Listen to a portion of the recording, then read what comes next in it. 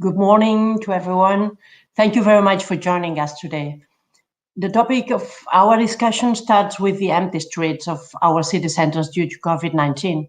And so our exchanges today cannot forget the suffering many residents in our cities are undergoing because they have had to close their shops, restaurants, cafes, lost their jobs, so their incomes disappear. Over the last decades in Barcelona, just like so many other European cities, our economic growth has thrived in a model of mass tourism. And for decades, it clearly worked. It created jobs and it brought money into the city. And this was just fine. However, the COVID crisis and the halt in global mobility have put an end on the vibrancy of our city centers.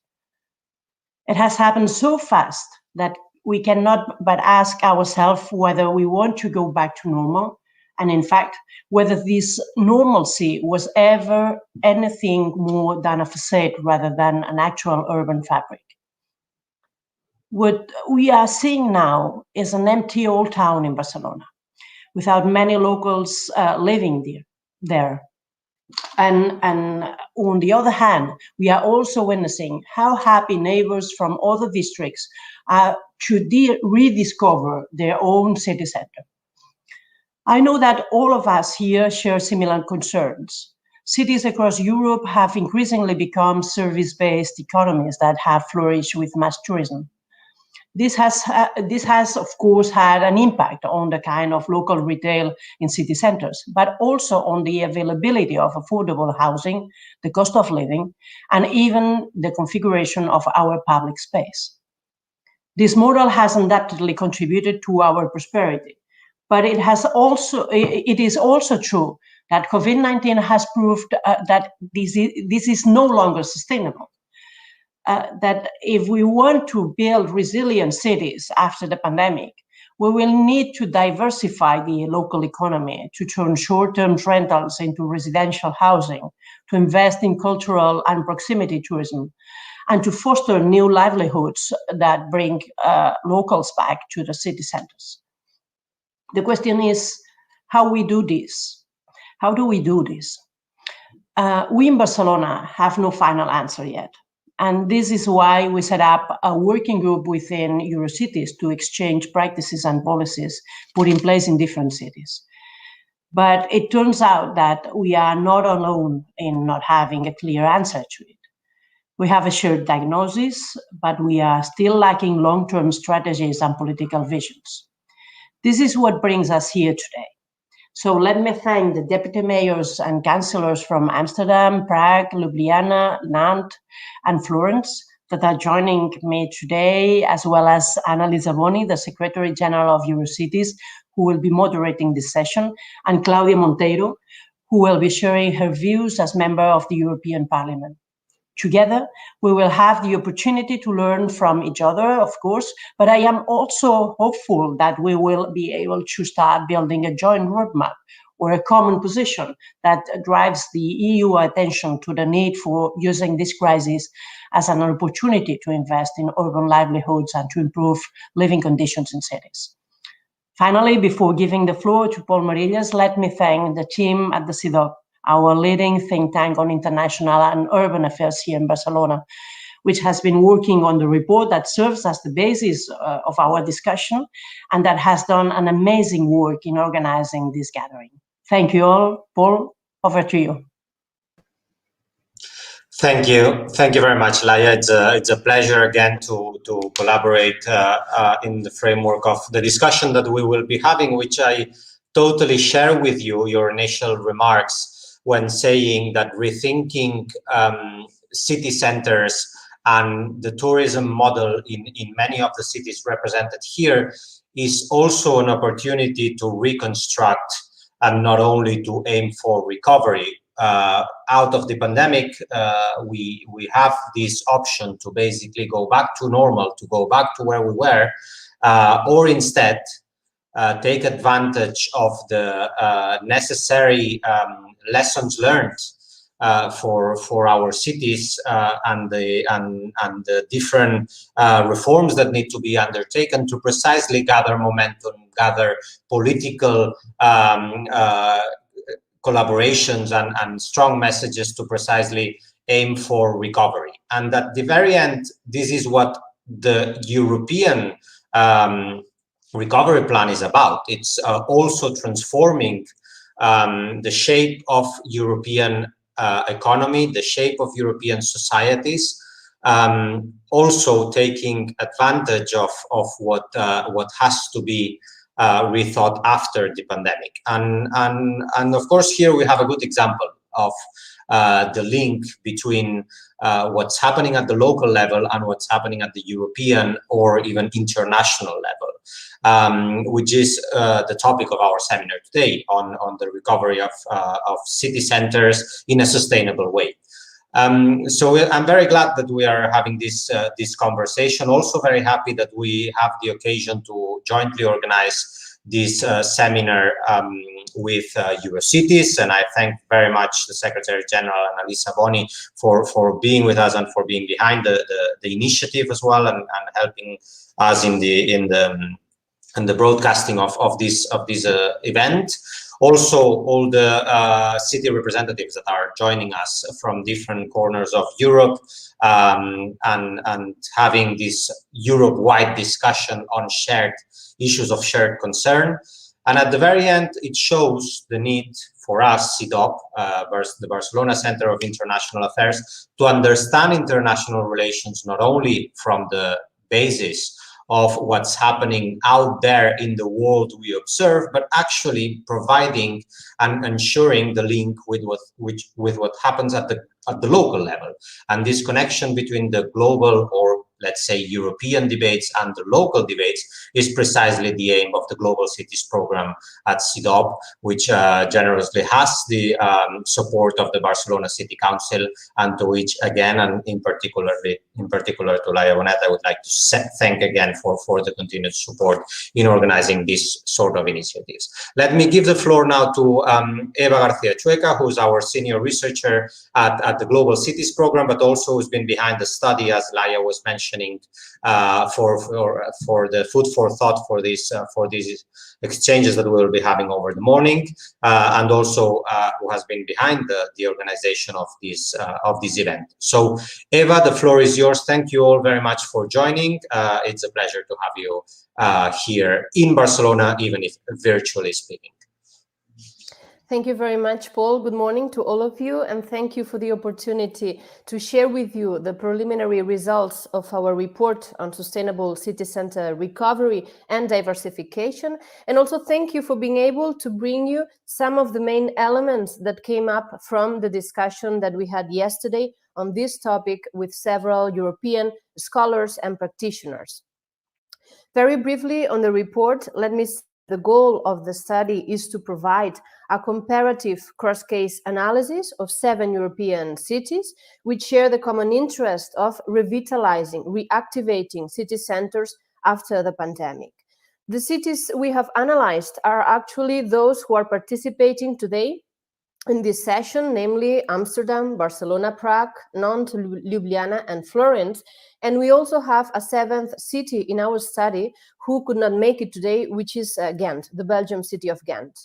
In the study, we particularly analyze how these cities have faced the impact of COVID-19 in tourist areas, while at the same time, we open up a reflection about how the crisis can be an opportunity to diversify city centers in terms of economic activities, housing offer, urban uses at large, etc., and how we can move towards a more sustainable urban tourism model. On this topic, we have to take into account that during the last few decades, European cities have increasingly had to face the challenge of mass tourism, and this trend has had a huge impact in city centers because they have developed a high concentration of certain economic activities and retail. They have also suffered from an increasing pressure on the housing market. Their cultural and leisure offer is often focused on tourist interests. And finally, there has been a reduction of uses of city center and a reduction of community fabric of locals living there. So over-tourism and has subsequently transformed city centers, and has contributed, together with other factors, of course, to gentrification processes. So against this framework, the pandemic has increased the level of fragility of these urban areas, leaving them empty of people, as Laia evoked in the beginning, empty of activities, and very much hit by economic recession. Many European cities are trying to address this issue, and the study actually analyzes what are the 7 cities that I mentioned before doing to build back better these urban areas. We have identified several sets of measures that we have divided into short, medium, and long term, and we have also organized them in 5 thematic areas, namely economy, tourism, housing, governance, digital innovation, and sustainability. We have to say that most measures identified, a total of 66% of the measures, are short-term, which is coherent with the fact that local governments had to give an emergency answer to the impact of the pandemic, and simultaneously, these measures are to a great extent economic in nature. 49% of the measures identified were economic in nature, followed at a great distance by policy interventions related with tourism and then housing. Short-term measures have basically consisted of granting funds or tax exemptions to businesses, to retail, helping the tourist sector with subsidies or by fostering national or even local tourism, and also providing emergency shelter to the homeless population. And what about medium and long-term measures? In some cities, we have observed a will to diversify the urban economy so that it progressively becomes less dependent on tourism, particularly in city centers. Others are rethinking their tourist models to better reconcile residents' needs with tourism. In terms of housing, some urban governments are working to regulate short-term rentals, to renovate public housing, and to avoid monofunctional neighborhoods, so building neighborhoods with social mixture with different types of housing offered. In the field of digital innovation, there are some municipalities that are exploring the possibility to establish alliances with knowledge institutes to create, for instance, data labs that can elaborate visitors' profiles, that can later inform policies to improve the tourist sector. And finally, in the field of sustainability, we would highlight measures to foster green tourism as well as green mobility. So these are some of the elements that are tackled in greater detail in our report. And now some final comments to wrap up. I don't want to be too long. A total of 69 measures identified relate to the economic and tourist policy sectors, but cities show a growing interest in intervening in other policy areas in city centers to boost their recovery and to diversify its uses and functions. In addition, several cities are seriously working towards a redefinition of their tourist models with a clear will to better reconcile, as I said before, locals' everyday lives in these urban areas, city centers, with quality, sustainable, and respectful tourism. And it is important to emphasize actually that these policies to rethink the urban tourist model were being considered or even designed before the pandemic. But the crisis has accelerated local governments' intention to shift their tourism model and transition towards a greater sustainability. I will now refer very briefly to some of the elements that we discussed yesterday in the first day of this seminar. And I will basically mention some key ideas that can help move towards the sustainable city center recovery and diversification that we were discussing today, hoping that these elements can be of interest for the debate that will follow. And I will summarize the discussion in 5 key points. First, for this shift to take place, long-term strategies are needed. We are talking about changing long-lasting trends in city centers, and that necessarily implies having a sustained policy action in time and space. The second idea is that integral and multi-sector interventions are needed if the goal is to diversify the uses and functions of city centers. So economic policies are needed together with urban planning policies, housing policies, cultural policies, etc. Third, such a shift will also require sufficient financial resources, and in this regard, the EU Recovery Fund can provide an unprecedented opportunity.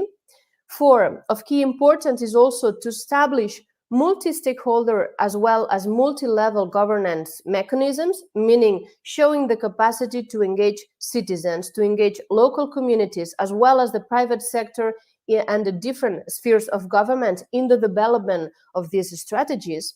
And last but not least, ensuring a sustainable and people-centered approach in these policies is key. Understanding here sustainability not only from an environmental point of view, but also from a socio-cultural perspective. And I wanted to finish my presentation with these ideas from yesterday's debate, with the aim that it can help kick off the debate. So with nothing else to add from my side, I thank you very much for your attention, and I look forward to the discussion that will follow now with several city representatives, moderated and facilitated by Annalisa Boni, Secretary General of Eurocities. Thank you very much.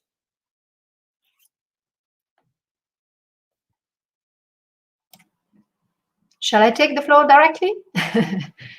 Yes. All right. Good morning, everybody. Thank you so much for inviting me to moderate this panel. I'm really pleased to be here with you, even if just digitally. As said, I mean, Eurocities and me as Secretary General, we are extremely grateful that you know, these 7 cities, with the support of CEDAW, have raised this important issue, and you know, of how can city centers of some key cities like those that are here today can recover in the post-pandemic, and how this can actually be an opportunity to rethink, and even so avoiding even asking a question, should we go back to normal, because that normal has shown not to be a positive model in many ways. And so how can this be an opportunity to rethink those areas and urban tourism in general, you know, in this respect? So in a way, how can the COVID-19 crisis function as an agent of change, even if it's normally an agent of change is a positive person or a positive thing? But in this case, how can we see this crisis and this crisis of crisis be an agent of change in many ways and for many aspects of urban life, such as tourism, and how, you know, can cities possibly use this opportunity to also shape, you know, in the case of tourism, a new EU agenda on tourism, but more globally, how can cities demonstrate their role, you know, in being engines of the recovery in the medium and also in the long term? So thank you, Barcelona, for having been the trigger of this reflection and for doing it in the framework of Eurocities. Thanks to the cities that have, you know, joined Barcelona and for having played the game so well, and also to CEDAW for supporting with this analysis that we've heard just now. So after having heard this analysis by Eva, by the study, let's quickly move to 2 debate sessions in order to zoom, to have little zooms on the reality of the different cities, but also bring together different elements that have emerged through the report. And to make it a little bit more interesting and possibly more dynamic, we've decided to organize the debate in two debates, in 2 sessions, so that there will be 3 cities and then 3 other cities. And in this way, we can create possibly 15 minutes moment for each session to interact with the audience. I think that's really important. So do not hesitate to put your questions on the chat if it's possible. Anyway, to ask questions and so on. So if we start with debate 1, debate 1 wants to be more about long-term strategies, long-term strategies to reactivate and diversify city centers, as you know, clearly was explained by all speakers before me. And so really like the more strategic approach to that. So let's start with Barcelona, then we will look at Amsterdam, and then finally Prague. The speakers will have 7-8 minutes each, and if you stick to that, then this will be possible to have a space for a little bit of discussion after that. Okay, so let's start with our host, in a way, Laia Bonet, that has already introduced the session, this conference. So Laia is Deputy Mayor in the city of Barcelona, Deputy Mayor for the 2030 Agenda, the digital transition, sports, territorial, metropolitan coordination, and international relations. So a lot on your plate and a lot of responsibility. So my question to you is, how can cities diversify the economy and the social use of, the city centers like yours beyond urban tourism? Thank you, Annalisa. As has been mentioned already, our city center in Barcelona has been very affected by a model of mass tourism that has, in fact, become part and parcel of our international brand as city. Barcelona's old town, the Central District, has basically become a place to visit. In fact, only half of the district's population actually works in the old town. And the hospitality sector accounts for 21.8% of the district's economic activity, compared to 9.4% of the overall city. For the overall city, it all adds on very specific socioeconomic conditions in the district. It has the lowest average income in Barcelona, which is 28% lower than the city's average income. Half of the residents are foreigners, gathering both low-income and very high-income migrant populations. And it also gathers the largest share of senior citizens unwillingly living alone. A social complexity that increases the effects of an economic crisis like the one created by the COVID pandemic, and which has developed into a loss of local identity, of retail diversity, and of community life. From February 2020 to February 2021, unemployment has grown by almost 60% in the city's old town, and economic transactions have fallen almost by 40%. What we have done is to react with short-term plans to boost cultural activity in the city center, to have residents from other places in Barcelona to visit it. Communication strategies and cultural activity have been key to generate an attractive value proposition for local and metropolitan residents to go to the city center. But the lesson is clear. Our city center will not be able to survive other shocks if we don't change the current economic and social model. We need to re-economize it to make it more resilient, more sustainable, and ultimately more livable. And this basically means one thing: mixed uses. A city center with people that live there, people that work there, and of course, people that visit us. I think that we need to have this discussion, though, keeping one thing in mind. Urban tourism has worked for many people for many years. In Barcelona, the hospitality sector has for decades employed a large share of workers, and particularly medium and low-skilled workers. And so any alternative model that we think of needs to be able to create jobs that don't place lower-skilled workers out of the labor market. So for us, the strategy to build a more resilient and livable city center in Barcelona goes hand in hand with the digital and green transitions. And just like them, it must place social justice at the center. And for this, to make the city center economically more diverse and more socially just, we will need to work in a number of directions. First, boosting a new economic sectors, mainly in the digital and energy fields, and facilitating the physical establishment of clusters of companies in the district. For this, I think we face two main challenges related to the labor market. As a city, we need to be able to generate and retain talent related to high-skilled jobs. Too many times we find that there is a lack of skilled workers on tech-related occupations. And we also find that the ones that live here actually work for overseas companies because salaries are more competitive. This needs to change. On the other hand, though, as I was mentioning before, we need to make sure that there are adequate reskilling programs in place so that lower skilled workers don't find themselves out of the labor market.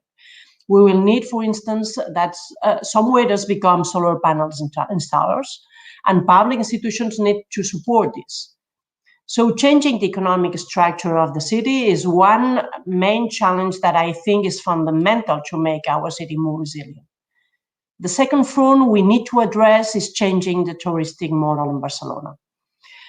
More focus on the cultural offer and open to residents of the metropolitan area and the region, and able to create new poles within the city to decentralize tourism and reduce the pressure on the city center. And finally, we need to ensure solid livelihoods in the city centers. And this means basically promoting changes in the housing market to bring back to long-term residential housing apartments that have been on the short-term holidays rental market, but also supporting and protecting traditional and proximity retail to ensure diversity of economic uses. This is pretty much where we will need to head to, and of course, we will need to manage this transition very carefully to make sure that we do not place additional stress on a neighborhood and an economic sector that is already suffering a lot. But the direction is quiet, and it reinforces the overall sustainability goals of Barcelona. This will not be easy, and we can barely do it alone. Investment and political commitment from the regional and national governments are key. I also think, though, and that is precisely the spirit of this meeting, that the European Union has a role to play here with the reskilling and upskilling programs, policies aimed at creating and retaining European talent, and strategies that foster more sustainable models of tourism.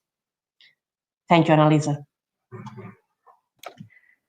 Thank you very much, Laia. That was extremely, extremely clear, full of, let's say, good ideas and intentions. And yeah, I hope, as you say, that the biggest challenge will be to manage the transition. Change management is always like one of the biggest challenge of any transformation. So how do you manage that? How do you plan it? How do you make it happen in a way that is fair, that it doesn't put pressure, more pressure that is there already on people, on the place, and so on. So it's I think the direction is extremely inspiring. And let's move now to a very different type of city in the north, in the Netherlands, in Amsterdam. Well, we all know the city center so well. I'm sure how much time have we spent there going around the canals and enjoying the city when we were young, or even now. Anyway, so it's a city that everyone knows also as a very touristic city. But so we have here Victor Everard, the Deputy Mayor for Economy, Finances, Tourism of Amsterdam City Council. I understand Victor has to leave at 10:25, so I'll go fast and give him the floor straight away. So my question to you, Victor, is what are the strategies that can avoid the actual negative externalities of mass tourism? Because Amsterdam was also about that, that cities were experiencing before the pandemic. What can be the way to avoid that?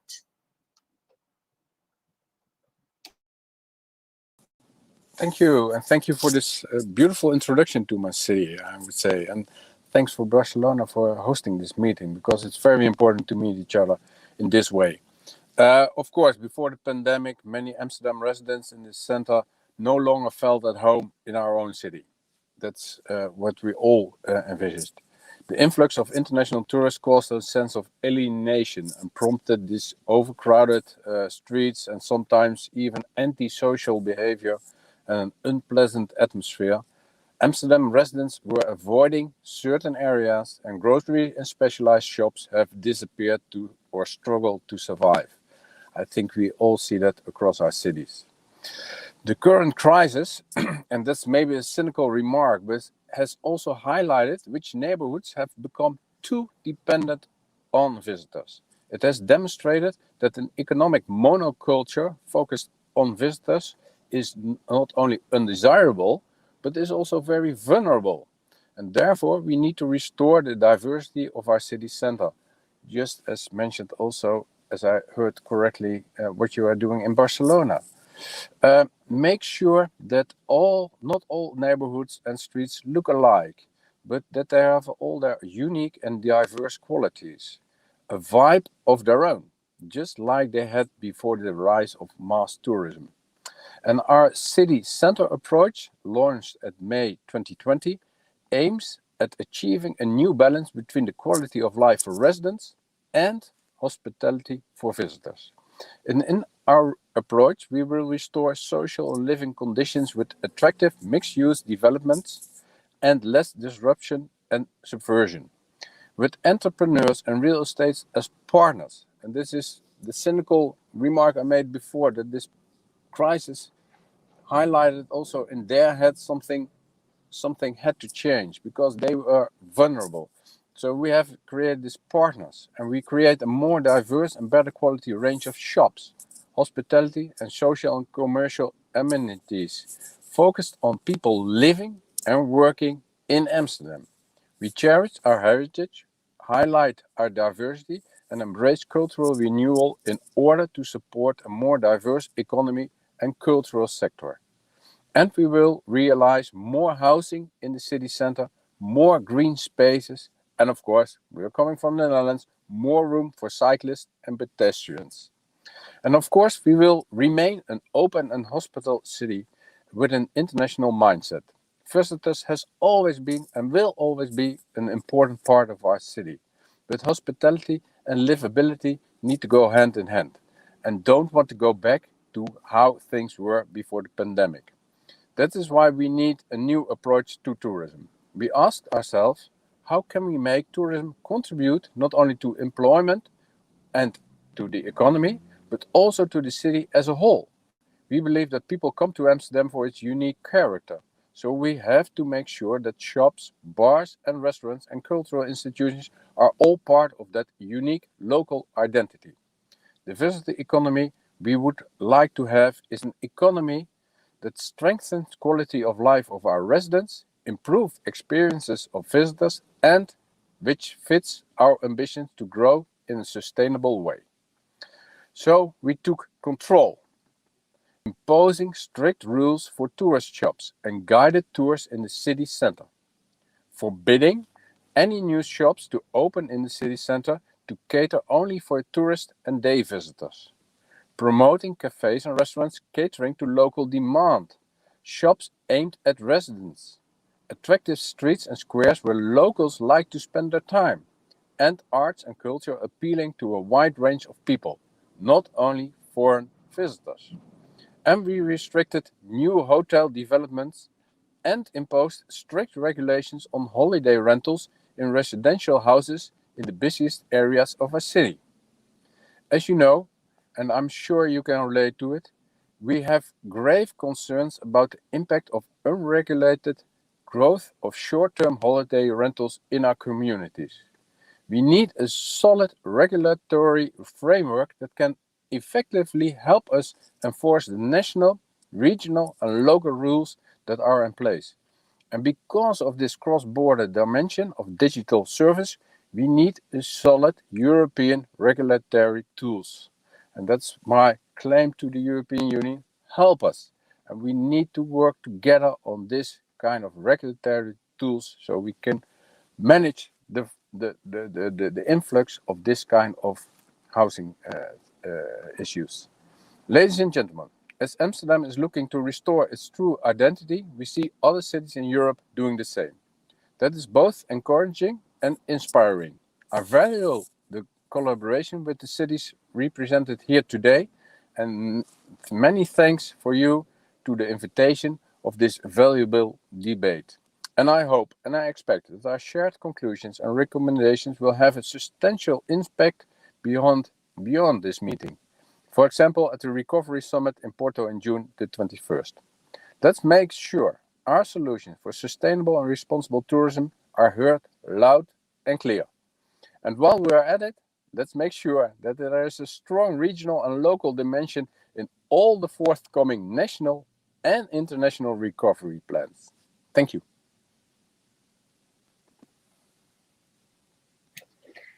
Thank you very much. Actually, dank u, Victor. And yeah, it was extremely clear as well, you know, like saying the economic monoculture approach is absolutely dangerous. How can we help our neighborhoods, you know, to develop and to actually build on their DNA, on their specific vibes, and, you know, act as foundations for resilience. And, you know, how a new economic model approach can be really much more based on, you know, diversifying, but also remaining attractive for visitors. At the same time, make sure that the quality of life for residents is priority number one.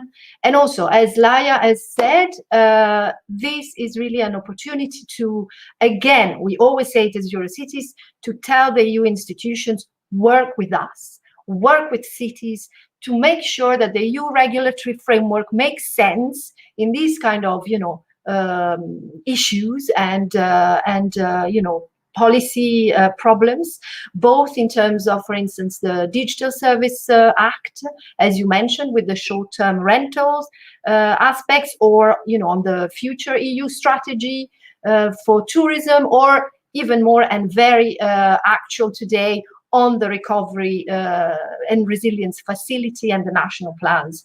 Cities have to have a role.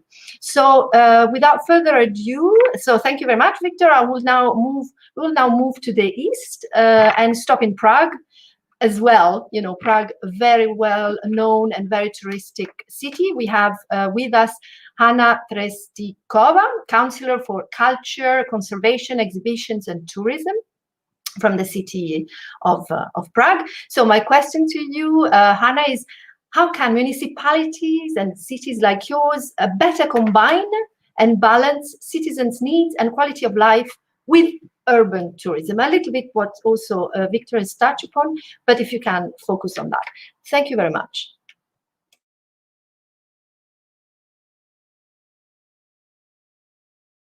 We cannot hear you. At least I can't. Sorry. Yeah. I mute myself, so I'm not disturbing my... No problem. Very clear now. Thank you. I just wanted to thank you for inviting me, because it's been very interesting to hear what Barcelona and Amsterdam are facing, because I have to say that Prague is at the same spot, and will definitely would love to hear more, maybe more on strategies, and maybe share some thoughts. Regarding your question, I just would like to say that before COVID, Prague was one of the world's most heavily visited metropolis, and it was ranking 6th in terms of the number of arrivals among European capitals. And it was simply too much. And Prague didn't have any kind of document or concept how to deal with the over-tourism. It was just the word we were saying, but we didn't know how to deal with this phenomenon. And well, as all the other European cities and touristic places, we were from night to night or overnight, we were facing a completely new situation with COVID and at all. Luckily enough, it was a time when we just started to work on our new concept of inbound tourism of the capital city of Prague. That is a strategy document we were working on for several months. We were working on it with all kind of institutions and groups. We wanted to make it as good as possible. And the concept has main pillars in destination care, care for public space, and care for the interests of citizens. The name of this document says everything. The name is Prague's Interests Take Priority. It says that after all these years, since the, let's say, Velvet Revolution, Prague's only interest was to have as many tourists as possible, to be as rich as possible, to get as much money as possible. But this is the first time we said stop. We can't do this to the Prague citizen anymore. We have to focus on interests of Prague and of the local people, and do that as a priority. So this document, it has many areas. I don't think it's a time we get too much to the deep of the document, but maybe some parts of these areas might be interesting also for the viewers. So we are focusing on improving access to culture and cultural heritage of Prague. I guess that you know that Prague is a very cultural city, but what we are facing a lot is tourists coming to Prague just to enjoying themselves with a pint of beer. I guess you know that Czech beer is excellent, but it's not Prague wanted to show to the people. So we are trying to come with several projects on this topic to invite tourists that are more focused on a cultural, as well as telling locals that the Prague has much to offer. So there is projects such as Culture Information Center that would serve as a venue for cultural events and provide further support for local, but as well as, of course, giving information for all kind of locals or visitors. We would like to improve the work on the Lítačka, that is actually something like an Oyster card in London. So that is a card you can use city public transportation. We would like to work with this card to make cultural heritage more accessible to Prague residents, but as well as for visitors. Another very important area is addressing the negative phenomenon of tourism that we are facing, or we were facing, and I'm afraid that we will be facing again right after the tourism are getting back. And it's negative aspects of nightlife and beer tourism. I'm sure that Amsterdam and Barcelona knows very well what I'm talking about. I'm talking about all kind of stag parties or just birthday parties that are taking place in Prague. We established a new position. We call it night mayor. Actually, that's what we've learned in Amsterdam. So maybe if vice mayor, he knows. That position should balance the nightlife and the day life, and somehow legally established to operate within the clear authority, and should somehow work like how to balance the nightlife. We also would like to develop a brownfield for expansion of nightlife outside the center. Maybe just somehow find places where there might be some nightlife activities, such as clubs or bars, and that wouldn't disturb the locals in the city center that much. Another thing is education and awareness campaign among visitors about the rules. We found out that many visitors of Prague just don't know in Prague. For example, we do have nighttime quiet hours. There are some spaces where you cannot drink alcohol, and etc. And these things are very disturbing for locals. We just need to stop it. Another area is easing the burden of the tourist center. It's this something Mr. Weissmayer of Amsterdam was talking within the end of tourism overnight with the COVID. We found out that the city center was very vulnerable because it was focused only on tourists and not so much on locals. So we just need to balance this and make each city parts equal, or try to coordinate somehow the life within the city center and with the suburb. For this, there is several projects, like of course coordination of touristic centers. Like there should be some coordination with the events, but we also would like to use our city public transportation. We have trams in Prague, so we would like to use some hop-on, hop-off system for tourists to go around Prague with the trams. I don't know, maybe I'm too long, I'm not sure, so I'll make it very quick. The thing we are also focusing, meanwhile there is nobody in Prague, we are trying to reduce the visual smog. We made a manual for a refined Prague that is created to summarize advertising rules. There has been a lot of layers since the 90s, where exactly the same as in Amsterdam, very ugly shops with souvenirs that are not even from Prague, and so etc. So we are very much focusing on this right now because it's time. We take it as a break we have to use for this kind of work in Prague. So hopefully enough, when you get back to Prague, when it's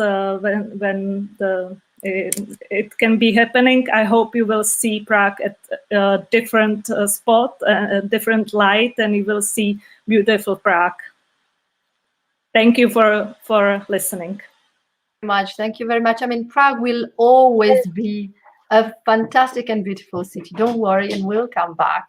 But anyway, you are a proof that when the pandemic arrived, actually, you didn't even want to go back to the pre-COVID normal because you were already working on a new strategy. Yeah? So Prague interest takes the priority. You said how to move from a financial money-making goal to putting Prague's people at the center. So looking at accessibility, avoiding the nightmare of nightlife, but we'll come back to that with a question.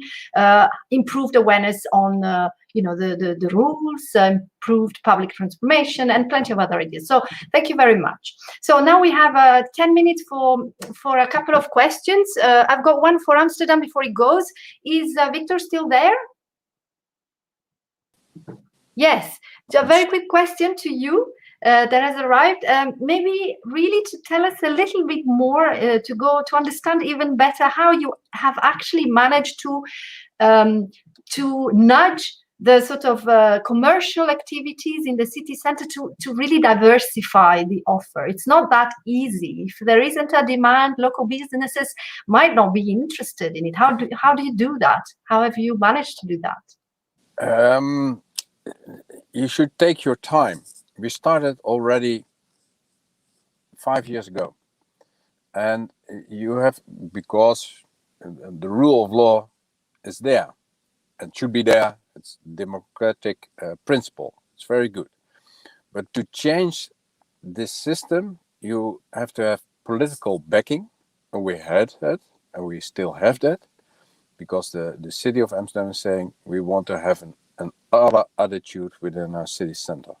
So that's the first layer. Second layer is then we should put the lawyers and the judicial side of the council. We should give them the opportunity to find new ways. And sometimes we win a battle, and sometimes we lose a battle. And then we should take other steps. And that's why I'm pressing on, and I heard my colleagues from Barcelona and Prague stating the same. If you want your city center back as a lively neighborhood for primarily residents where visitors are welcome, we need more regulatory tools. And we are living in Europe, fortunately.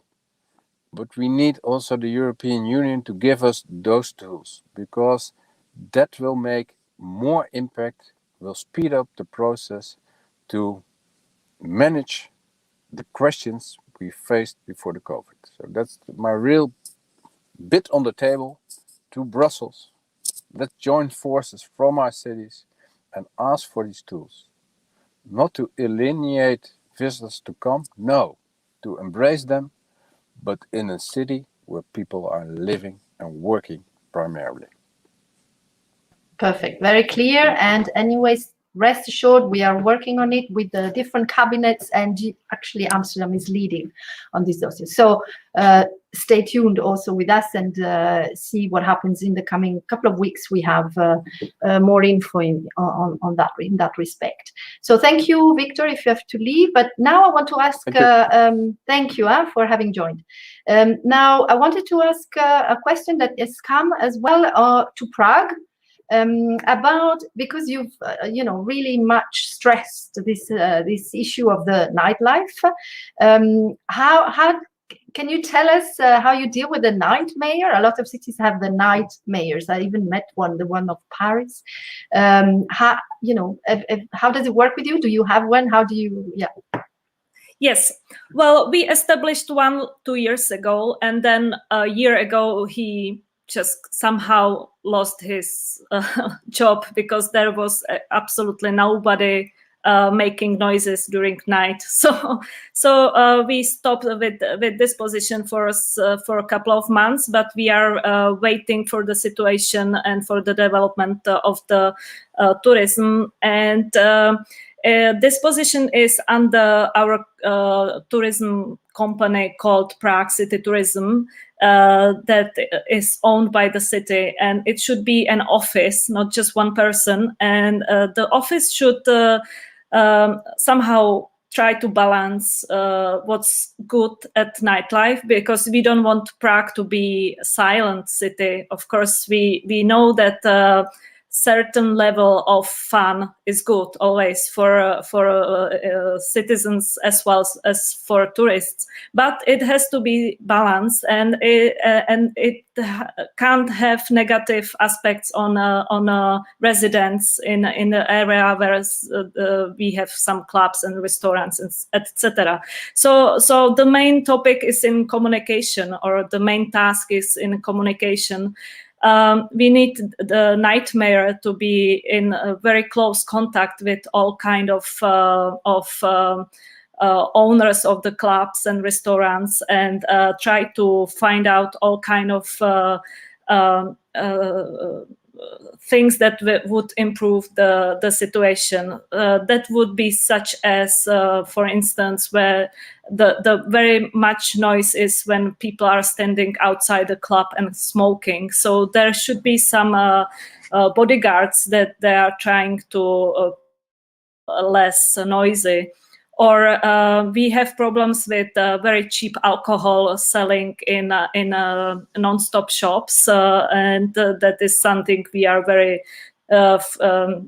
It's been very hard to deal with, because we don't have any tools how to manage this thing. But maybe a help from the city police might be good in this certain point.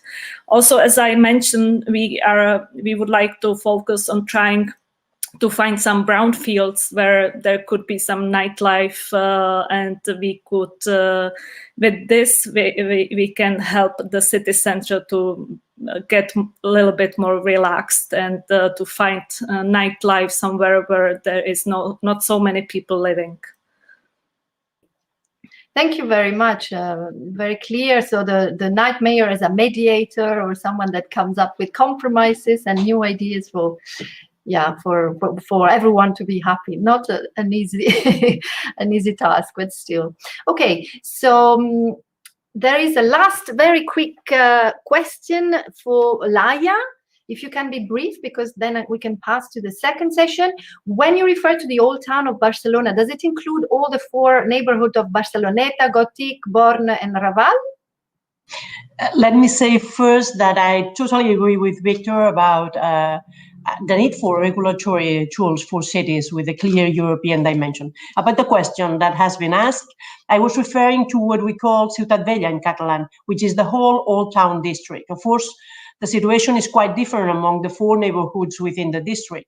The touristic activities concentrated mainly in 3 of them, and the socioeconomic level of residents in each neighborhood is also very unequal. But they represent an administrative unit in the city and also have certain coherence in terms of urban planning and social and economic uses among them. All right. Perfect. Thank you very much for being so brief in your question, because I understand that, there's so much. It's such an interesting area to explore. Okay, so thank you for your interventions and your input in this first debate. We will move to now to the second debate, which will basically look at 3 different angles, of the question. So more like the culture element, the governance, and the mobility. We'll start with a fantastic city as well that Eurocities has had the chance to visit for an annual conference in 2017. I remember that year very well. So Green Capital Ljubljana. We have Tjaša Fico, the Deputy Mayor for International Relations of the city, city administration. So Tjaša, welcome. How can cities create synergies between culture policy and tourism for the sake of sustainability? And being, having been a green capital, you should be, very great expert in this. Hello, thank you, Annalisa, for this really kind introduction. Thank you to Laia and to the whole Barcelona team. And thank you to Annalisa and the whole Eurocities team. So it's really nice to see this positive energy today in such challenging times that we are actually facing. So the question about, first of all, about sustainable tourism. I personally believe, in all of my experiences until now, that you cannot build sustainable tourism without building, sustainable city as a whole. So you need sustainable city development, which means in this broader sense that you have to balance among so-called 3 Ps. When we're talking about sustainable leadership, they're always talking about 3 Ps. The first P is planet, so environment. The second P are people, so about society. And then the third one is profit, or saying income, so that you can long-term survive and just build what you are doing for the generations who are yet to come. In Ljubljana, it was really important that we started first with the Sustainable Development Vision back in 2006 and 2007. And from that, we started to build sustainable tourism. We have some really great achievements until today. And what it was important in building this sustainable vision and implementing is, the crucial thing was that we have changed, first of all, the attitude of internal public, so of our colleagues, and then the awareness and the habits of our residents, of our citizens. Why am I telling you that? Because when you want to build and to connect culture with sustainable tourism, citizens are the one that can be the best ambassadors. You know that you are building, and you have to be building the city first and foremost for citizens. We heard that today many times. I believe that really firmly. They are the first that are using your services, and they are the first that you want to have enthusiastic about. They have to believe in what they are having in their own city. And especially in the field of cultural tourism, it's really important because they can, with the communication today, you know, with all the social media, with all the interaction that citizens are making, they can then motivate others to come. So like we were listening before in Prague with really rich culture heritage, but then people come to drink beer. So if you are, as a citizens, inviting them, you know, showing them that culture offer in your city is really, you know, great for you as a citizens, then you will probably motivate people to come to see it also and not just pass it by. So this is one thing. And now about culture. First of all, I think culture is a really, really important part of tourism.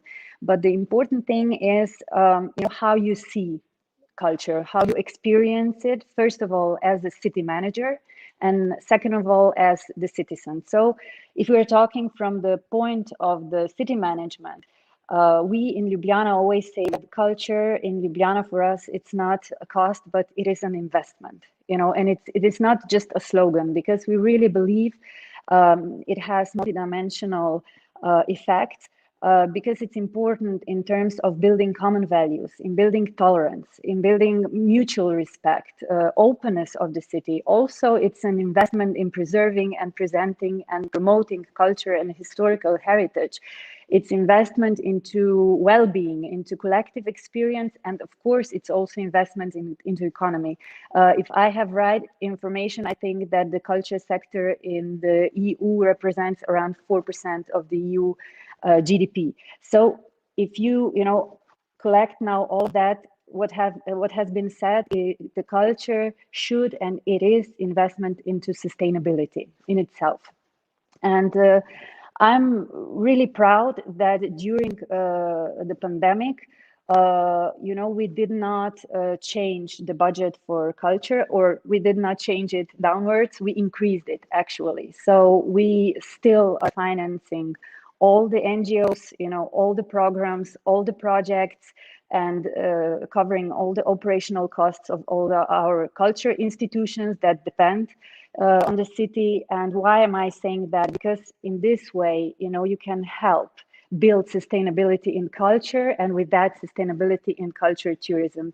Why? Because if you are helping, you know, the stakeholders in the field of culture, that they are not under pressure of survival. So if you are helping them with this constant financing, that they can, you know, they can concentrate on being creative, being innovative, you know, finding some new solutions, because I don't believe, unfortunately, that we will return to some past time that we had. You know, we are now facing new reality, and we have to adapt to that.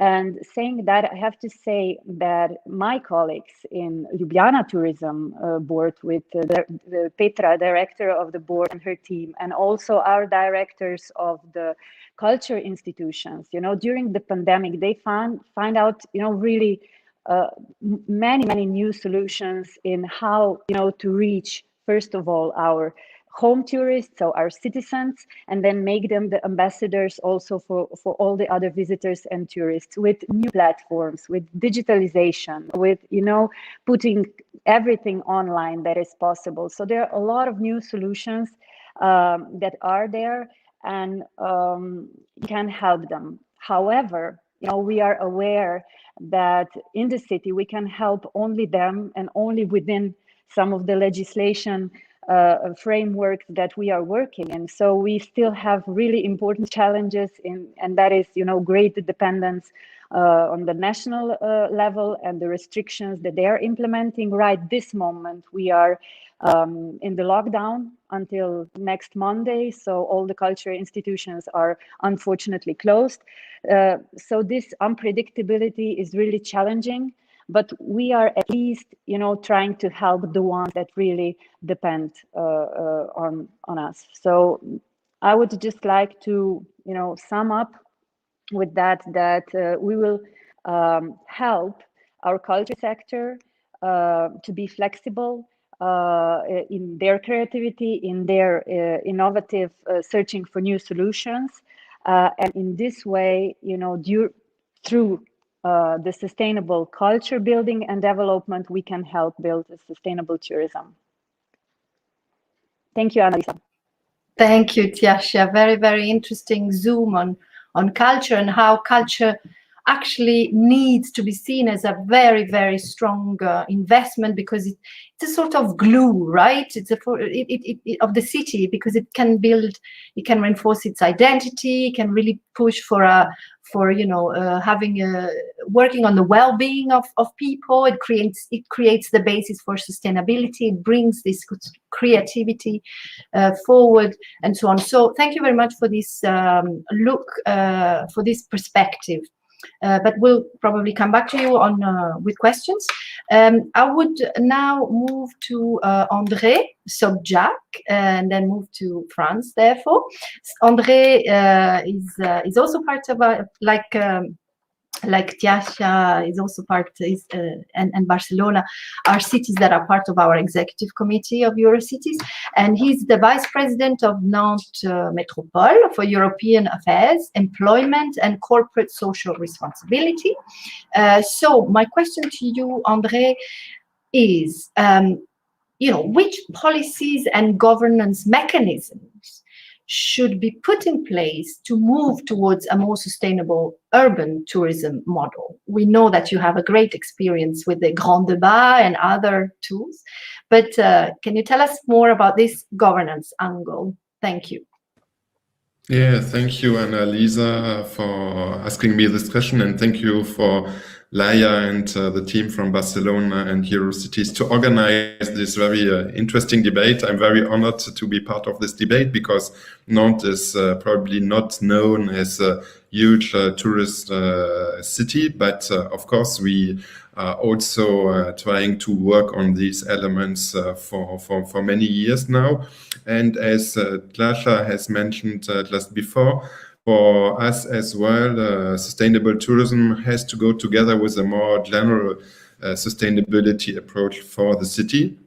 This is, of course, something that we have started a long time ago, and Nantes has been European Green Capital, for example, in 2013. And we have started, as the other cities that have been talking before, started to think about what could be the future of tourism for our city, even before the COVID crisis. And we have done this, of course, by working together with all the different local stakeholders. It's really in the DNA of our city to try to work together with the public actors, the private actors, with companies in the tourism sector. Of course, it's very important to work with the hotels, the restaurants, but also the associations. We have a lot of local associations that try to welcome tourists, for example, and to bring also the tourists closer to the local culture. Of course, with the cultural institutions here in Nantes, we have a very particular organization of tourism, because actually we created a unit that brings together the tourism office and all the major cultural institutions, the castle, the big museums, and so on. And this is really something that helps us to have a common vision of actually how we can offer a good experience for tourists that come from the outside to discover our city, but at the same time also having an offer that is also there for local people. And with the pandemic crisis, we launched a recovery plan. And in our recovery plan, our ambition is to create a more sustainable future. And within this recovery plan, we have identified 16 priorities, and 2 of them are related to tourism. So it's really interesting that we have the opportunity to share this. So in each of these priorities, we invite all the relevant stakeholders to work with us, to bring in their ideas and to see what they need from us at the city level, be it via regulations, be it via funding, because of course our different economic actors in the tourism sector have suffered a lot, as in other European cities, from the current situation. So the 2 priorities we have identified with our stakeholders were, first of all, to develop more local tourism. of course, in the current situation, people cannot travel so far away. And from a sustainability point of view, it's also something that can be interesting because, of course, if you are visiting more the local attractions that you can find and to see what is beautiful in your own city, of course, you have a lower environmental impact footprint, of course. So we try to work with all the different local actors to identify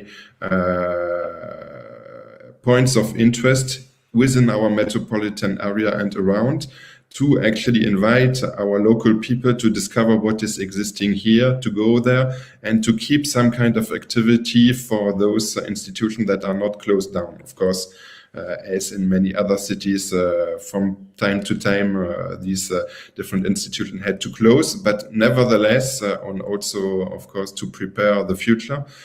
We want to have a new map that we can bring to our local citizens here, and to invite them to see what is happening here and what are the different kinds of highlights that maybe they have not known about in the past. And the second priority we have identified is to become a city that is known for its sustainable tourism. So we are looking for labels in this field, and we have the ambition to be certified as a city that has a good track of performance in this field. So we have a lot of local actors that are already involved, for example, in the hotel sector for many, many years now. We have a lot of hotels that have environmental and social certifications showing their commitment to these elements. So they prove that they have a low environmental impact. They try to promote local food, for example.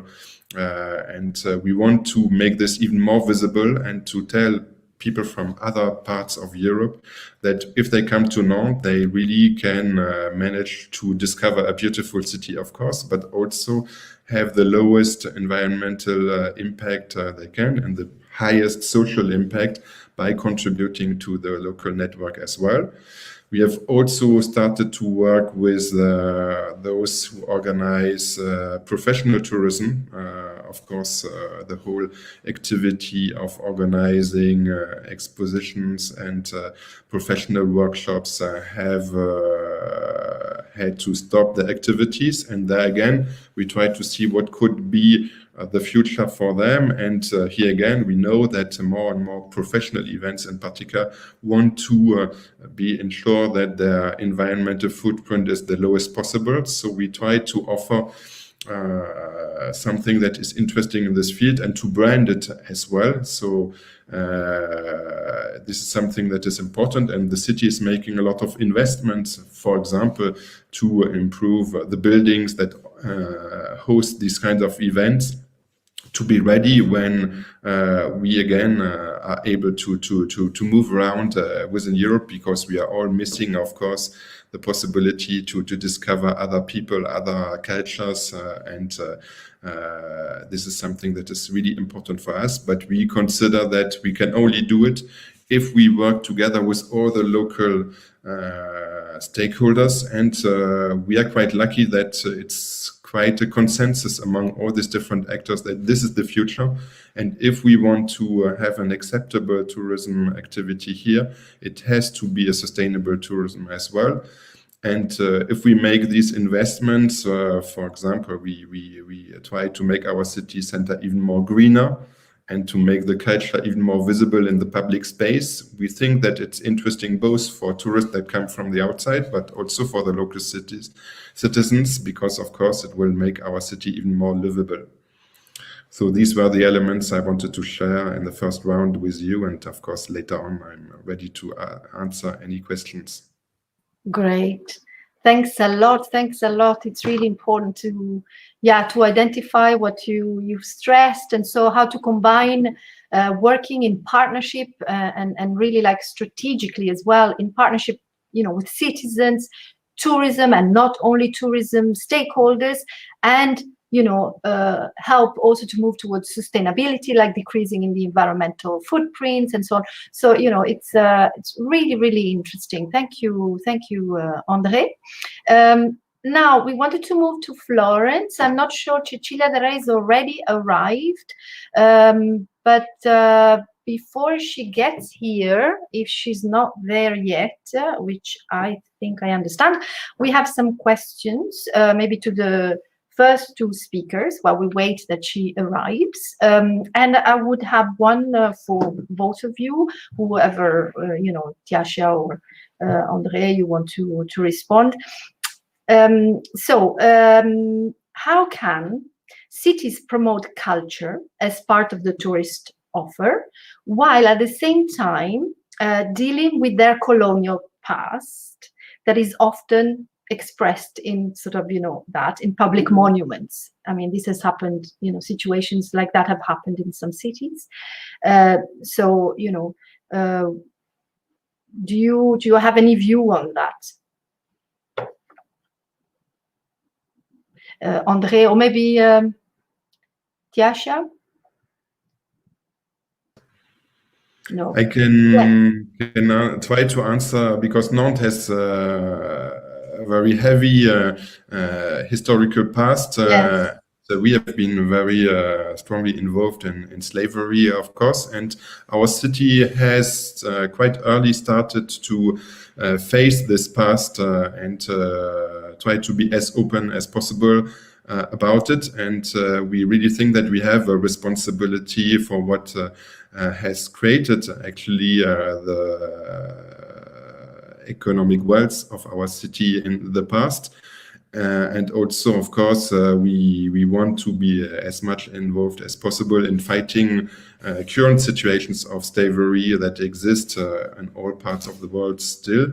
So we created different places in the city, a memorial for slavery, for example, that explains our history and tries to be as open as possible in it. And of course, we have tourists that come to discover this, and I think it's part of our city to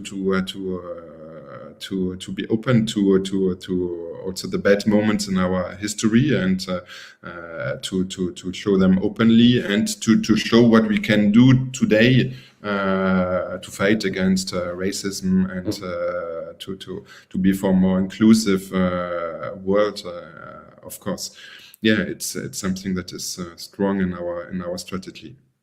Yes, absolutely. And many cities have had to, are dealing with that. And it's really interesting in this respect. So how to kill the demons and and actually transform them in something, useful. And with people being part of it with transparency and participation. So thank you very much for this reply. Now, so I know that Cecilia Del Re, who is the Deputy Mayor for Tourism, Innovation, Environment and Urban Planning, so there as well a huge portfolio from the city of Florence. She has arrived, and I would ask you a question more on mobility. So what do you think, how could a city like Florence, for instance, or in general, how can we foster a sustainable mobility for tourists and visitors in cities? Good morning, Annalisa and colleagues. I really thank you for the invitation, and I'm very pleased to be here today and take part to this panel on city center recovery to share how committed Florence is as a city in achieving those green and sustainable city goals that in the era of the new Green Deal and the pandemic make cities the main actors to build back better. We have heard many cities that are working within a framework that enhance the role of the city as whole, and I think that this integrated approach is a solution that then shows as cities in its community can really be the concrete agent of change. To reach the objective to become smart destinations, a goal on which we were working before the pandemic and still is in stronger, cities' tourist sites need to promote sustainable and safe tourism that is managing tourist flows to balance overcrowded destinations, less visited sites, and, with respect to the COVID-19 crisis, safeguarding and protecting health of tourist workers and visitors, taking into account the new scenarios, including the digital vaccination passport and the impact of the tourism industry that provides 27 million jobs throughout Europe and generates around 10% of the EU GDP. The city is building the strategy of the post-pandemic rebirth from the design of the guidelines.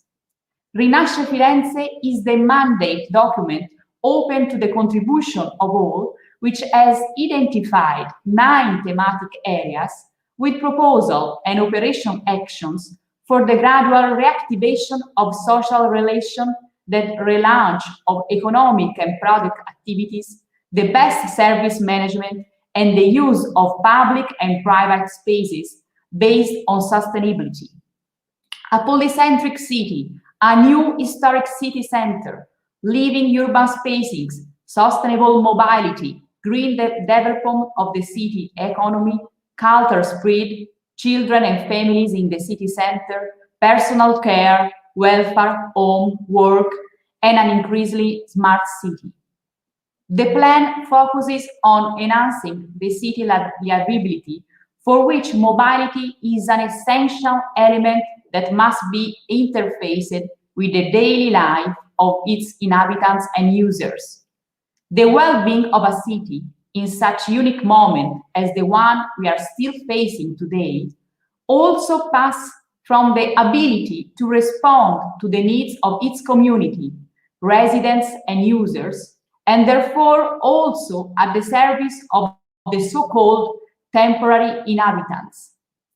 Despite being a medium-sized population city with around 370,000 inhabitants, Florence has a big high mobility demand due to the many daily commuters, about 50,000 million, and around 14 million visitors per year, pre-COVID data, of course. Considering the densely populated metropolitan area surrounding the city, both private and public transport management has to face challenges similar to those of bigger and more populated cities. Moreover, the development of the city is strongly limited by the need of preserving and protecting the rich historical and monumental heritage that very often represents a real obstacle to the most ambitious projects of green and zero-emission city. In the last decade, Florence strongly invested in the modernization transport infrastructures as tramway, with 2 lines operating since 2019, connecting 3 of the area most hit by traffic to the central railway station, city airport, regional level hospital, and the southwest neighborhood, one of the most populated within the Florence belt, and 2 new lines are under realization, connecting south and north neighborhoods and university city campus. The city of Florence is engaged in allowing the people to move, promoting alternative means of transport to private car. Over the new tramway lines, we are strengthening the sharing system, the free-floating bike sharing and car scooter sharing. Since October 2020, we have 5 authorized operators in the territory. T-Move with 120 e-cars, 50 scooters and 300 electric scooters. Enjoy, that continues the service with 100 cars. Bit Mobility with 200 scooters and 300 electric scooters. The temporary grouping of companies formed by Bird Rides Italy and Zigzag with 50 scooters and 300 electric scooters. Rebuy Italia with 200 scooters.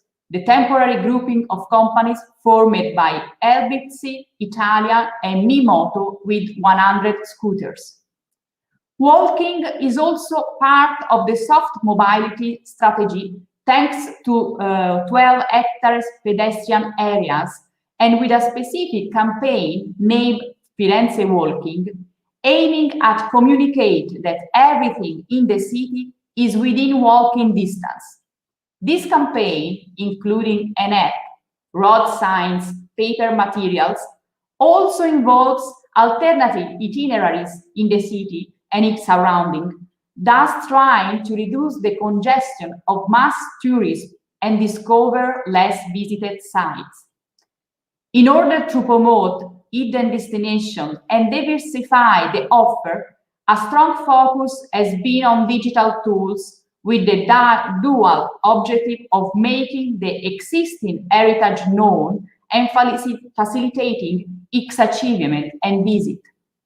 Feel Florence is an innovative application that allows tourists and residents to better enjoy the city in a more sustainable way and to better manage tourist city user flows. Feel Florence suggests unusual itineraries in the city, in the neighborhoods and in the metropolitan area to bring tourists closer to local experience and to get to know the city and its typical features better, promoting a form of sustainable tourism and offering also a tool to stay updated on events and initiatives. The municipality is firmly committed to become a smart destination, thanks also to sustainable modes of transport in order to reduce traffic congestion and at the same time offering a wide range of options to move in the city and around. Public transport, together with its application IF, Infomobility for Firenze, is the key lever to accomplish this goal, making the Florence the best place to stay, live, and visit. Thank you. Thank you, Cecilia. So the best place to live, visit, play, do everything. Thank you very much. Really a big picture on Rinasce Firenze. So not only thinking of recovery, but also of a real rebirth of the city. And yeah, very clear, important investments in multimodality, as you said, multimodality, but with electric scooters at the center, so many that you've mentioned, and a sustainable mobility system, and of course also the soft modes with pedestrian areas you mentioned, but also alternative itineraries. This idea of the hidden destinations is also very, very interesting and important, and the strong use of digital means as well. So thank you very much, Cecilia.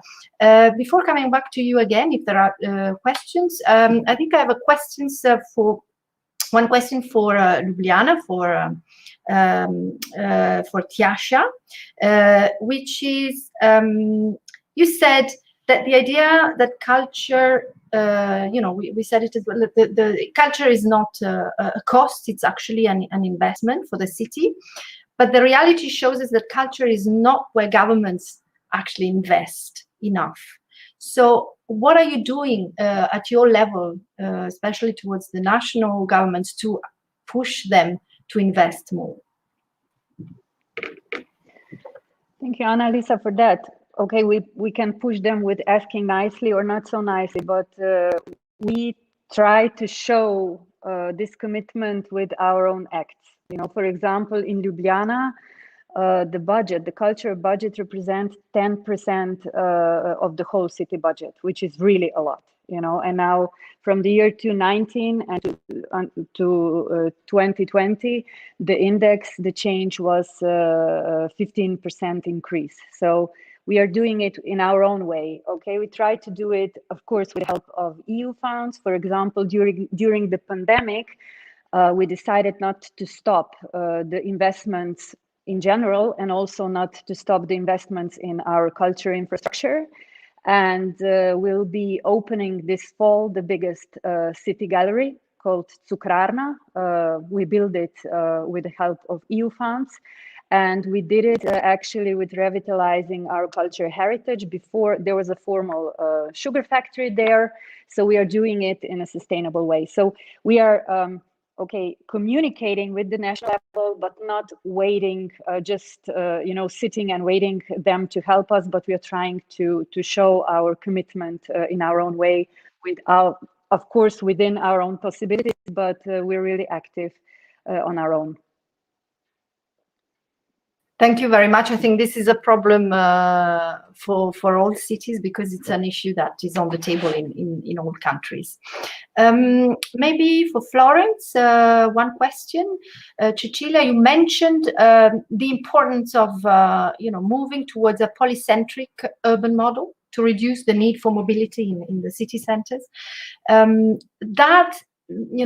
This implies renewed urban planning set of policies, and making sure that all services and facilities needed for day-to-day life are ensured in all the neighborhoods. How is this feasible? What strategies and investments are needed? Because this would actually help to take away the stress, on the pressure they have on the city centers. Yes, first of all, I would like to say that we are working for the new urban planning of the city of Florence. Just last week, we started the participatory process, and we have a website, firenzeprossima.it, where people, our citizens, our residents, but also our city users can upload proposals for the city of the future. And we called this participatory process Firenze Prossima, just to underline that we want to build a polycentric city where we have the services nearby where people live, just 15 minutes by walk on foot. For this reason, first of all, we are planning, we are making a research in order to understand which services are lacking in neighborhoods or city center, and so that in the urban planning, the next urban planning, we can make choices on this basis.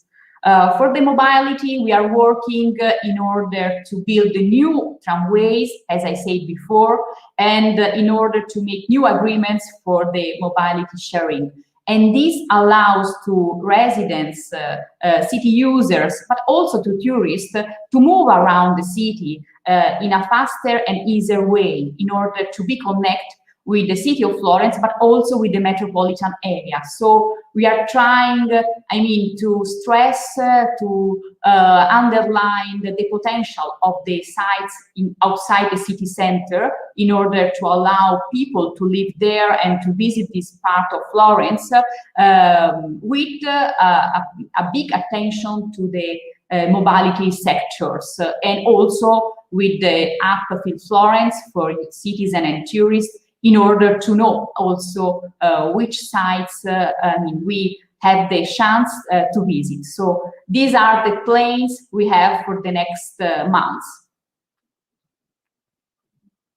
And also very interesting link you make with the the issue of the metropolitan dimension, and where, as you said, mobility is actually very, very important, and and really shows this functional urban area element also in these strategies. So thanks a lot. Maybe one more general question for whoever wants to respond. We've heard many times during this morning, this idea of how to transition towards a more sustainable urban tourism model, and how can the tourist sector be helped to be more green and sustainable. Today, we have a unique window of opportunity, which is, the Recovery and Resilience Fund through the national plans in every one of your countries.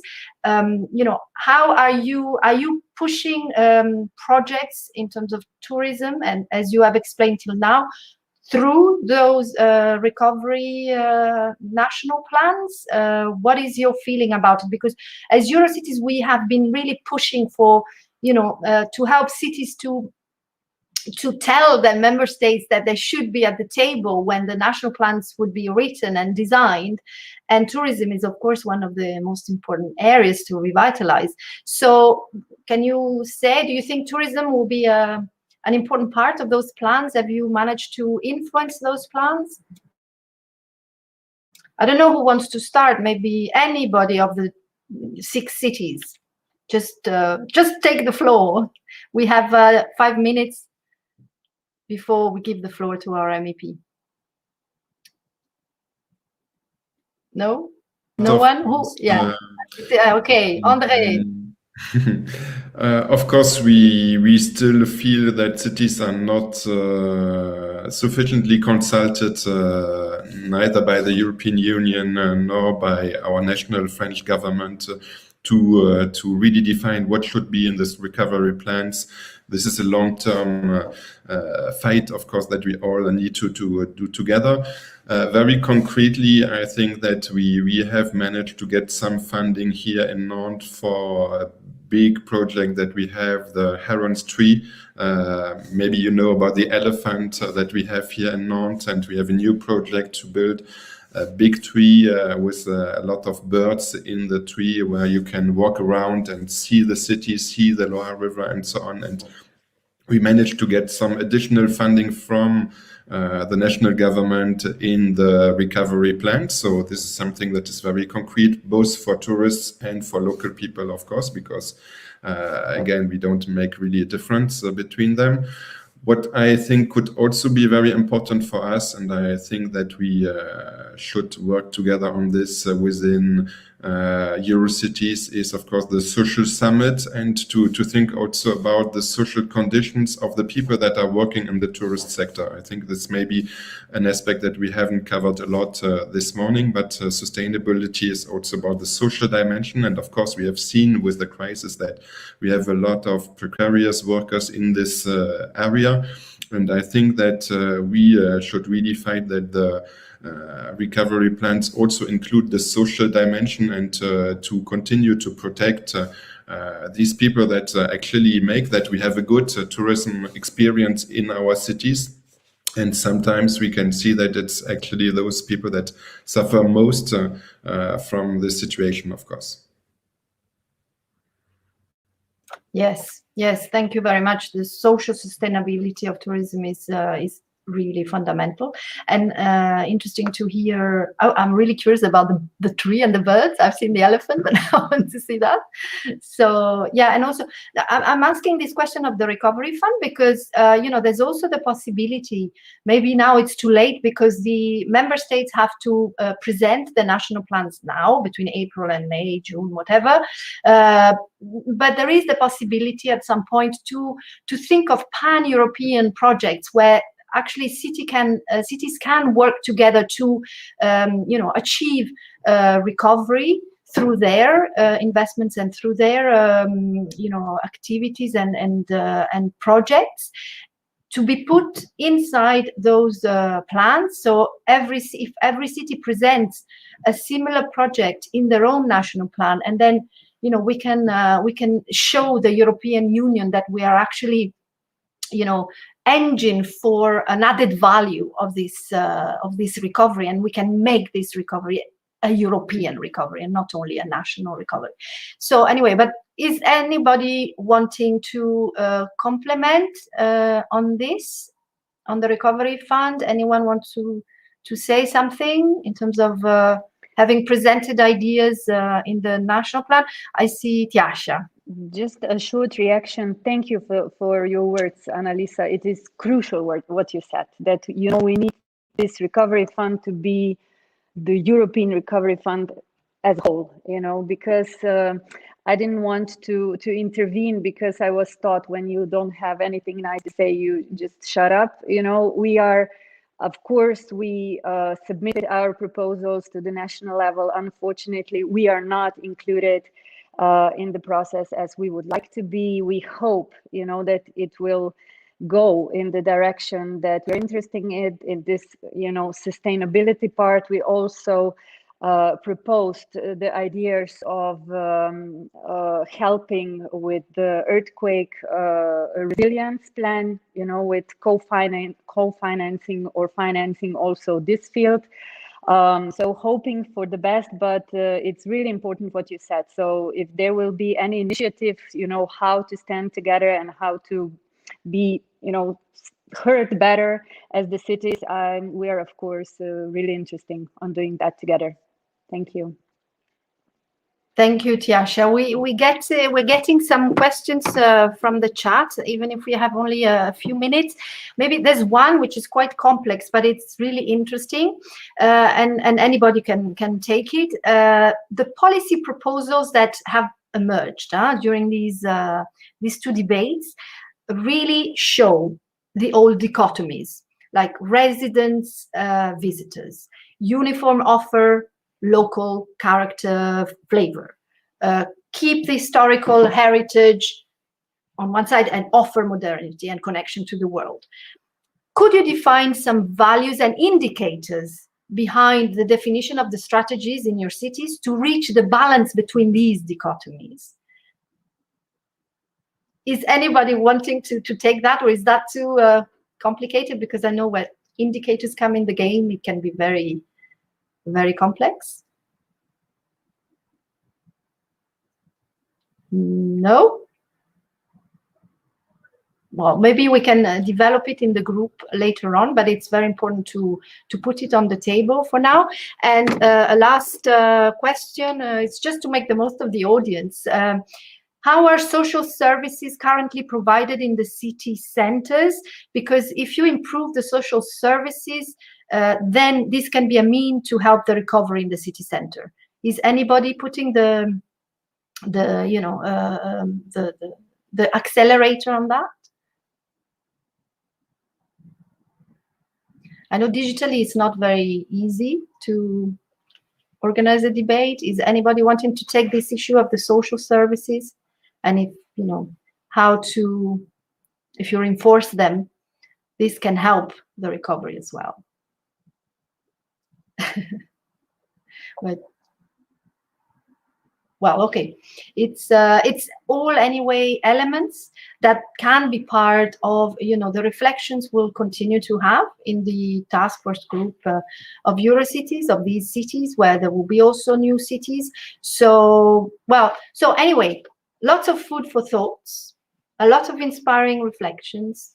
I would say good energy from each and every one of you, wanting to continue this exchange and this work together. So thanks a lot, everyone.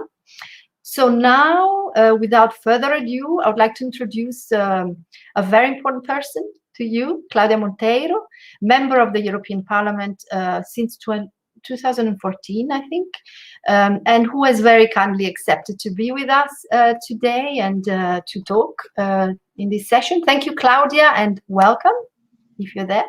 Yes, hello. Yes, welcome I am. Yes, thank you. Hello, hello, hello. So in the European Parliament, Claudia, you are a member of the Transport, Tourism and Maritime and Fishery Committee. And before becoming an MEP, if I'm not mistaken, you have been a member of the National Assembly, right? Of the National Parliament. Also. So you have an important career as a politician, but also you've been a consultant in management and communication for Porto Bay Hotels and Resorts, which also gives you the sort of expertise in the tourism sector and so on. Today you are the rapporteur. You've been appointed and you've actually finished and completed the process on the report, the own initiative report by the European Parliament. So it's a report that the Parliament decided to do on its own, not because there is a legislation by the European Commission or by the member states. It's a known initiative report on establishing an EU strategy for sustainable tourism. So, Claudia, you have the floor. We want to hear about your perspective on sustainable tourism and possibly how can we work together? How can we work and collaborate, with you and with the European Parliament on this important issue in the future? And I know we have the big recovery event of the Portuguese Portuguese presidency mid-May. So it would be great if cities could have a role there. But you have the floor. Thank you very much. Thank you so much. Let me just say hello to everyone in this panel. It was great to hear all the examples from several cities and what they are doing together and trying to fight, of course, this pandemic crisis. That it's not it's the big issue of health, of course. But we need to look into this crisis with the impact of, with the economic and social impact that it's having, and especially in regions and in cities that are really dependent on tourism. We know that suddenly cities were empty of tourism, of tourists. Travel restrictions also that were needed to put because of the health situation, but this made a downturn that affected particularly city centers. And it was great to understand how, listening to you, how cities are showing together the interest of intervening in several policy areas.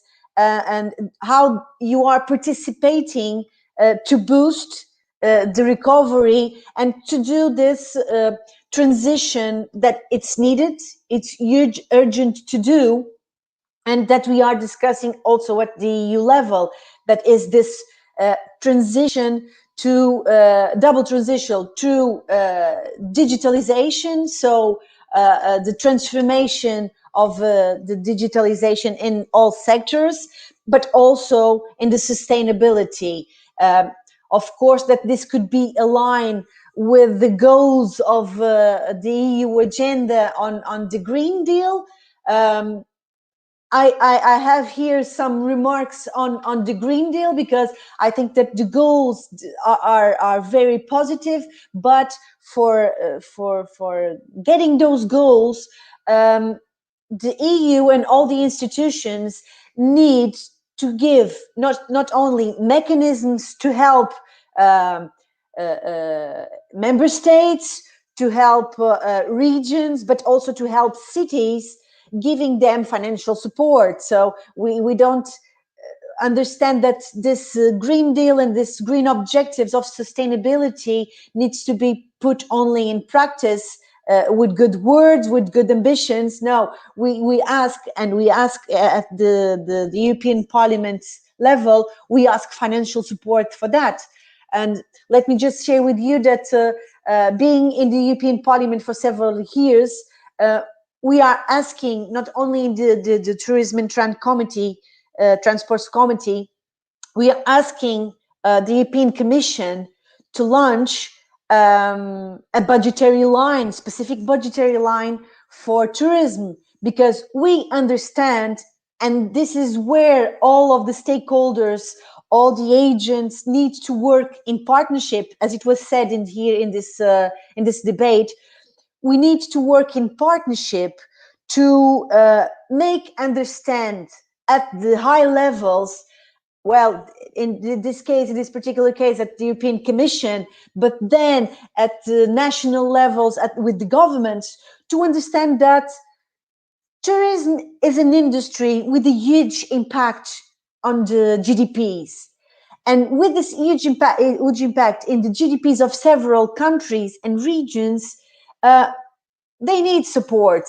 So these metrics, these goals need to have also the support of the governments and at the EU level. That's why you mentioned it, and very well, the fact of the recovery national plans. It is crucial to include on the national recovery plans strategic ways, metrics, objectives, programs, and also projects, specific projects for the cities, for instance, to ask for the support of the governments. And we all need to be together align with this purpose and asking for this support. I know that at the European level, it was draw some EU funds to respond to this pandemic crisis. Also, it was launched the flexibility of the state aid from the last multi-annual framework that could help the governments to help cities and to help touristic destinations. But this needs to be continuous work altogether for pushing for the tourism industry. That is also connected to transports, of course, but the industry and particularly you that are dealing with activities on city centers, and that you deal every way with this need of shifting the tourism for different modes. And it was also said, because I took note that some cities are putting the bet on alternative modes of transport, on facilitating the visit, betting on multimodality. Well, this is the way. This is crucial to bet on this modes of sustainability. And just to say and share with you that this own initiative that I had the very good support of other colleagues coming from other political groups and different member states. We ask truly on this report the help, and we call on the attention to the Commission, to the European Commission, to launch several mechanisms, several ways, several financial support to help this industry to recover. We need this recovery, and we need to do it in a sustainable way. And that is why I also ask in this report, I know it's very controversial, but I ask for the creation of an European agency for tourism, also an European policy tourism at the EU level. I know that we need to understand, and we need to first have data. Nowadays, data, big data, analytics are crucial to understand what is happening at member states level, but also at regional level. And cities are, I think, a huge barometer for understanding this.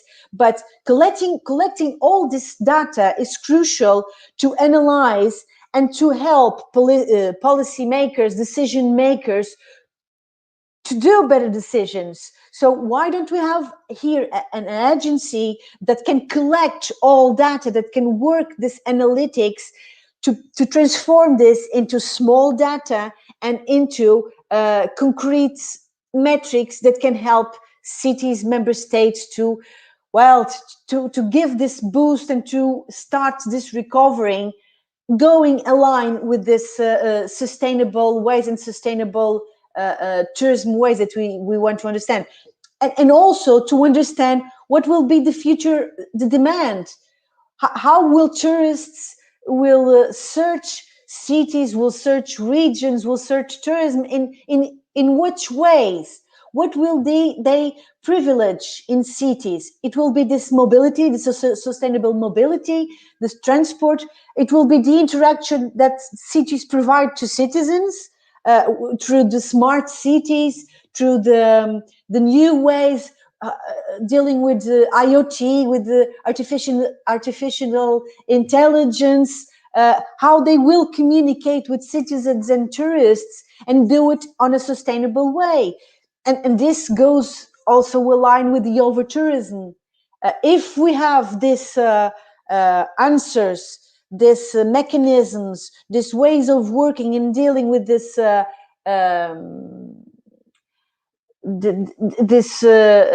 new ways of tourism that are coming and will come more and more over, this answer needs to be combined and needs to be together. That it's why my last remark should be that building this sustainable way, building this sustainable tourism in cities, in member states, at the EU level, we need to have a people-centered approach. And we need to understand what are people search and demands, so that we can diversify the economy, we can diversify the answers that at the EU level, but also at local level, to make these new challenges, to make good answers to these new challenges. Well, I had several ways and metrics that are in this report that are crucial to share with you, but I think that this is the message that I wanted to have here on this panel, that Eurocities are doing a huge job, but I think that we need to work all together. Stakeholders need to work all together to make, at the government's level and at the EU level, the real understanding that the transition that we need all to be done needs to have financial support, needs to have metrics for that financial support. And so we need that budgetary line that we are asking for several years. And we need to make European Commission also to understand. Unfortunately, this pandemic crisis made us also open our eyes and to understand, listen, we didn't have a health policy at the European level. Now we maybe are understanding that at the European level, there are the need of having harmonized and common measures and common support for the health sector. That is what are we asking also several years for the industry, for the tourism industry. At the EU level, we need common rules. We need clarification of rules for the ones that travel, for citizens, European citizens that travel among EU member states. The rules need to be clear, harmonized for people that are traveling in tourism business or in tourism for leisure. So there's a huge work that we all need to do together in the further years to boost the economy and to boost the tourism industry together with travel and with this sustainable ways and mobility ways that we are all working together. So my commitment here at the European Parliament will be this, and I count with you, cities, with member states, also with all stakeholders, to give this feedback, to make our policies, our decision on creating policies more sustainable, because you are in the field, you know the difficulties, and we need to hear also from you and to push for more and more for the European Commission to give better answers. Well, thank you, Claudia. That was music for our ears. I mean, the EU should give support to the cities to implement the Green Deal on the ground. The EU should create the right frameworks for cities to boost the sustainable tourism, and so on. Music for our ears is what we ask and what we have been asking. So we are so happy to have you and such a committed MEP in the Parliament to continue the discussion and so on. So we have already 1 minute delay to conclude. So just very quickly, what I can say to wrap up. So because we've heard and learned a huge amount of practices, information, knowledge. It's a lot to digest, on how cities are facing the impact of COVID in the very touristic areas of the cities, but also at the same time, how they are reflecting on how this crisis can be an opportunity to diversify the neighborhood and move towards a more sustainable tourism model. So maybe to wrap up, I would like to take what Tiasha said and build on that, you talked about the P's, the 3 P's for sustainable leadership, right? So I would like to put them back on the table and add another few P's. So you mentioned planet, of course. So all this issue of environmental sustainability, this, this has been a red thread of the whole event. People, I mean, another red thread, you've all said it, how to make our cities livable for residents, but where visitors are welcome and they feel well.